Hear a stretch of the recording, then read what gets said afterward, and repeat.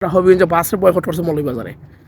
বর্তমানে যে মৌলভীবাজার আর হবিগঞ্জের যে দ্বন্দ্বটা শুরু হয়েছে, এটা একমাত্র ফুটবল খেলা থাকি রেস দইরা। আর তার উপরে হবিগঞ্জে বাসরে বয়কট ডাকার কারণ হইল কি, তারা কিন্তু আমরা ব্যক্তিগত বয়কট করে নাই, তারা হবিগঞ্জে বাসরে বয়কট করছে মৌলভীবাজারে। এটা করতে পারে স্বাভাবিক, কারণ হবিগঞ্জা স্টাফের এবং ড্রাইভার অকলতের তার ব্যবহার বালা নাই, একটা। আমরা তো হবিগঞ্জের মানুষ নাই, আমরা নিজের প্রতিবাদ করছি।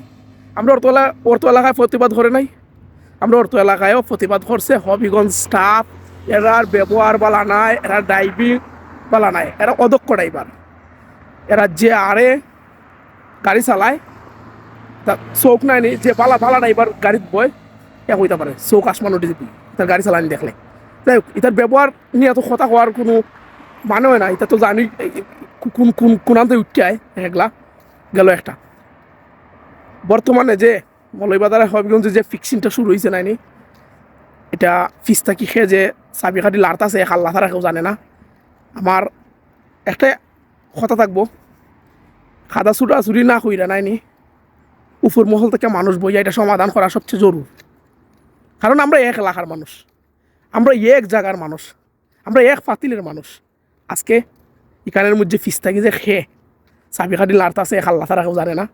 ইতা কইরা কি তা করবাই, অমুকে অমুক রাস্তায় তো নাই ব্যবহার করার লাগে, অমুকে অমুক কান করতো নাই ব্যবহার করার লাগে। রাস্তাঘাট কি তোমার বাপের কাইলা অভিনজাতে কথা সামসাটামসাতে কথা কইতেছো, রাস্তা কি তোমরা বাপের কাইলা কেউ চলালাই তাই নাই। আর মৌলভীবাজারে কি কইছে তুমি মানুষ গা মৌলভীবাজারে যে ঢুকতে নাই, তারা এই কথা কয় নাই, তারা কইছে হবিগঞ্জ বাসের কথা কইছে, অন্য যানবাহনের কথা কইছে।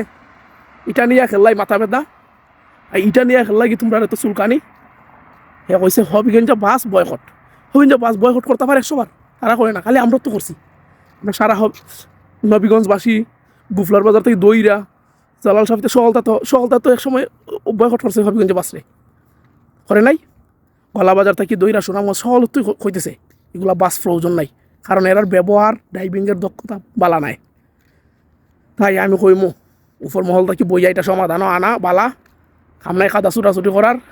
কারণ এক পাতিলের বই যদি আর পাতিলে পাইয়া সুযোগ পাইয়া গাছে তুলতে চায়, এটা বহুত ক্ষতি হয়ে যাব।